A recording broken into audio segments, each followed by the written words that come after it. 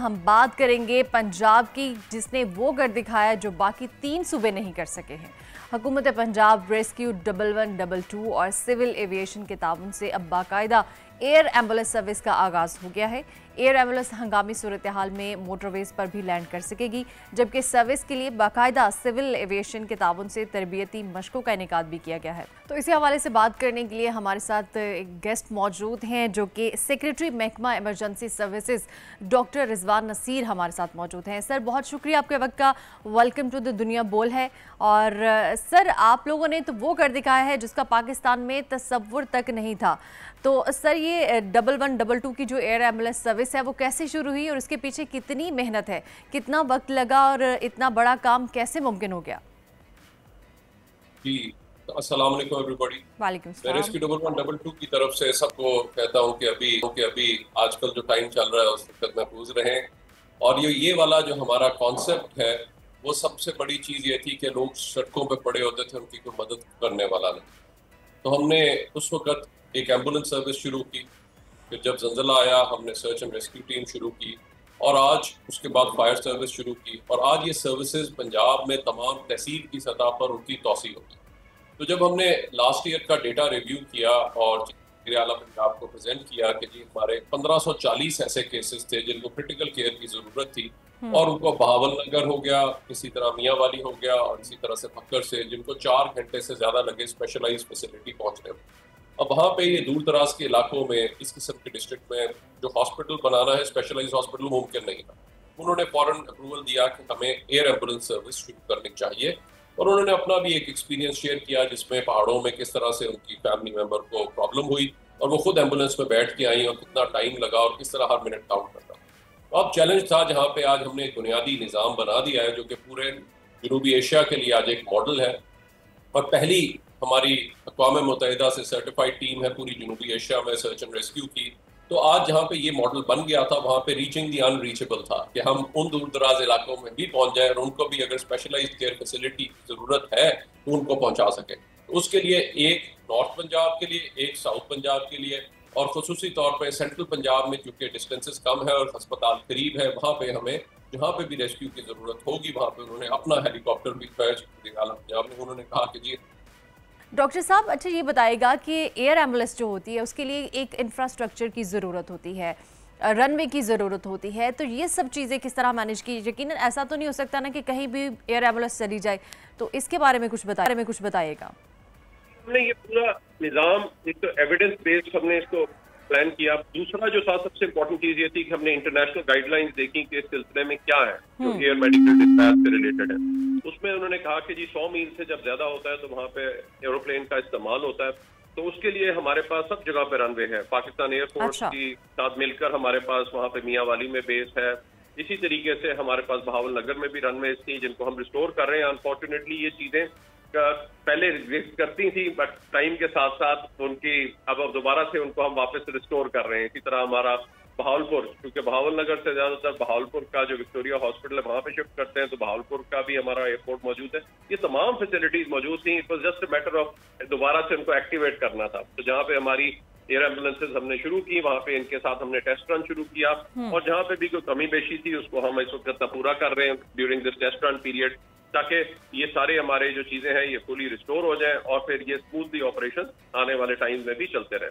तो हमारी 2 ambulances, air ambulances, एक नॉर्थ में होगी, एक साउथ में होगी, सेंटर में हेलीकॉप्टर होगा, और हमारे पास बैकअप भी होगा ताकि अगर कोई जहाज मेंटेनेंस के लिए भी है तो उस वक्त भी हम उनको जो है ये सर्विसेज प्रोवाइड कर रहे हैं। इसके अंदर तमाम मेडिकल इक्विपमेंट जो है वो दिया गया है जिंदगी बचाने के लिए। जो हमारा ऑक्सीजन सप्लाई सिस्टम होता है, वाइटल साइंस मॉनिटर होता है, कार्डियक मॉनिटर होता है, इसी तरह ट्रांसपोर्ट वेंटिलेटर है, उसकी जरूरत है, ऑटोमेटिक एक्सटर्नल डिफिब्रिलेटर है, और जो एसेंशियल मेडिसिन है वो साथ जो है इसमें दी गई हैं। और इसमें अगर आप देखें तो इसमें 2 पायलट और इसी तरह से हमारा एक डॉक्टर होगा और एक पेशेंट है और उसके साथ उसका अटेंडेंट होगा जो कि इसमें ट्रांसपोर्ट हो रहे होंगे, ताकि उनको जल्द अज जल्द अगर किसी मरीज है तो उसका भी एक क्राइटेरिया डेवलप किया गया है कि किसने शिफ्ट होना है।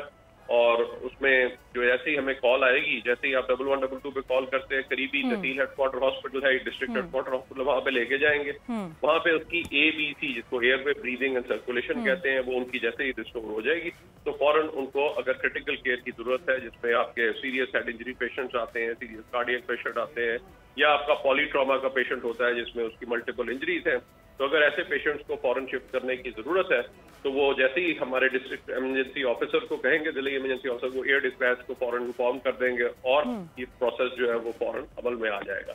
तो ये हमारा एक सिस्टम हमने जामे तौर पे बनाया है ताकि इसको स्मूथली हम रन कर सकें। अच्छा सर, इस सर्विस का इस्तेमाल किया जा चुका है, एक्सपेरिमेंट किया जा चुका है, इस हवाले से भी बताएगा कैसा रहा इसका जो हमारा बहुत अच्छा एक्सपीरियंस रहा और हमें कुछ जगहों पे थोड़े से चैलेंजेस आए कि मसलन टाइम के साथ साथ जो हमारे कुछ एयरपोर्ट्स है जिनको हम दोबारा फंक्शनल करा रहे हैं, और इसी तरह से जो हमारे जो कुछ बहुत अच्छा हमारा जो मियाँ वाली से रहा, उनको पेशेंट को हमने जब किया, वो कभी तस्वर भी नहीं कर सकते थे कि इस तरह से एक पेशेंट ऊपर से गिरी और कितनी क्रिटिकल हालत में उनको हमने शिफ्ट किया, सर्जरी हुई, उसकी वहां से रिकवरी शुरू हो गई प्रोसेस।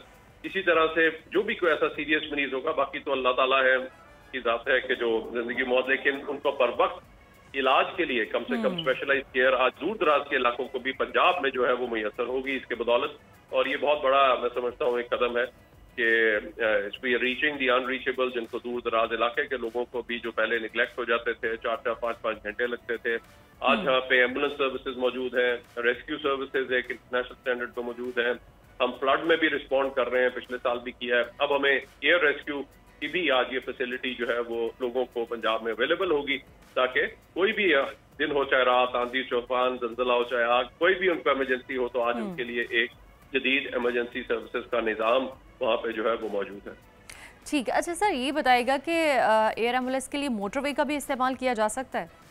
जी, ये एक और जो मंसूबा इस वक्त अप्रूवल हुआ है वो हमारा है कि हम अब मोटरवे पे भी एम्बुलेंस सर्विस प्रोवाइड करने जा रहे हैं, क्योंकि आपने देखा खासूसी तौर पर साउथ की और कई ऐसी मोटरवेज हैं जहाँ पे आपके फासले दूर दराज हैं, तो वहाँ पे ऑब्वियसली एक चैलेंज था। तो पहले हमने एम्बुलेंस सर्विस इसी महीने शुरू कर देंगे, अगस्त के एंड तक हमारा टारगेट है कि हम वो शुरू कर दें, और उसके साथ साथ ना सिर्फ ये बल्कि हम जहाँ पे जरूरत होगी एयर एम्बुलेंस की, वहाँ पे भी हम उनकी लैंडिंग का भी और वो भी हम कर रहे हैं आजकल टेस्ट एंड ट्रायल, तो वो भी इंशाल्लाह हम वहाँ पे प्रोवाइड कर रहे होंगे। जैसे ही हमारा कुछ और चीजें हम फ्लीट में ऐड करने जा रहे हैं इसी साल के एंड पे, तो इंशाल्लाह वो भी हम सर्विसेज प्रोवाइड कर रहे हैं। ठीक सर, जैसा कि आपने बताया कि मोटरवे का भी इस्तेमाल किया जाएगा, तो सर मोटरवे के इस्तेमाल के लिए तो ज़्यादा उसके प्रोटोकॉल क्या होंगे, और जो पायलट हैं उनकी भी तरबियत करना, ऑफ कोर्स एक अलग से मोटरवे पर इस्तेमाल करना ये अलग चीज़ होगी, तो उसकी हवाले से भी तरबियत की जाएगी? जी बिल्कुल, ये जो सक्सेस है किसी भी प्रोजेक्ट की, चाहे हमने जब रेस्क्यू सर्विस शुरू की, पहली बार इमरजेंसी मेडिकल टेक्नीशियंस को हमने ट्रेन किया, जब एक जदीद फायर सर्विस शुरू की जिसने अब तक 2 लाख तकरीबन 30,000 से ज्यादा फायर इंसिडेंट्स पे रिस्पॉन्ड किया है और 650 अरब से ज्यादा के नुकसानात बचाए हैं, ये सब सक्सेस ट्रेनिंग की वजह से हुई है। तो ट्रेनिंग किसी भी प्रोजेक्ट की सक्सेस की बुनियाद होती है, तो इसलिए हमने न सिर्फ ये बल्कि अपना एयर सिमुलेटर यानी एयर एम्बुलेंस का एक पूरा जो है वो एक सिमुलेटर बनाया, उसमें बाकायदा अपने डॉक्टर्स और अपने जो हमारा स्टाफ जिसने जाना था उनकी ट्रेनिंग हुई, बाकायदा इसी तरह से एयर ईगल के साथ मिलकर हमने एविएशन मेडिसिन की उनको ट्रेनिंग कराई, ये सारी चीजें प्रोटोकॉल्स की। इसी तरह पायलट्स की स्पेशलाइज ट्रेनिंग हुई कि उन्होंने किस तरीके से कहीं पे लैंड करना है और वहां से पेशेंट को लिफ्ट करना है। तो ये सारा का सारा प्रोसेस गुजरने के बाद इसी तरह से हम यही वाली प्रोटोकॉल्स मोटरवे पे भी फॉलो करते हुए कि किस तरह से अपने मोटरवे को थोड़ी देर के लिए ब्लॉक करना है, वहीं पे आएगा, जहाज लैंड करेगा और साथ ही जो है वो पेशेंट को लेकर टेक ऑफ कर जाएगा। तो ये हमने सारी की सारी प्रोटोकॉल जो है इस पे वर्कआउट कर रहे हैं। जैसे ही हमारी एम्बुलेंस सर्विस शुरू होती है वहां पे will be easily be able to do this on the motorway as well, because वहां पे ऑलरेडी हमारा मोटरवे बना हुआ है, वहां पे सिर्फ और सिर्फ इसकी कुछ प्रोटोकॉल्स हमने एस्टैब्लिश करनी है, तो हम ये भी कर सकेंगे। अच्छा सर, हमने देखा और सुना कि अब सिंध में भी आपकी सर्विसेज जारी हैं, तो क्या दूसरे मरहले में एयर एम्बुलेंस सर्विस सिंध में भी शुरू करने जा रहे हैं आप? देखिए, अभी हमारा ये था कि 18वीं तरमीम के बाद अब सूबों ने बेसिक इनिशिएटिव लेना होता है, बट हमारी जो इमरजेंसी सर्विसेज एकेडमी है जो कि लाहौर में है, वो पूरे सारे न सिर्फ पाकिस्तान के सारे सूबों के लोगों को ट्रेन कर रही है। अभी हमारे 500 लोग जो है सिंध के पास आउट होने जा रहे हैं, बट जो बुनियादी निज़ाम है वो सूबों ने ये इनिशिएटिव लेना है। तो जो सूबा अपना इनिशिएटिव लेता जा रहा है उनको जो सपोर्ट की जरूरत चाहिए वो हमारी तरफ से अवेलेबल है, बिकॉज ये आज एक टेस्टेड मॉडल है पूरे जनूबी एशिया के लिए।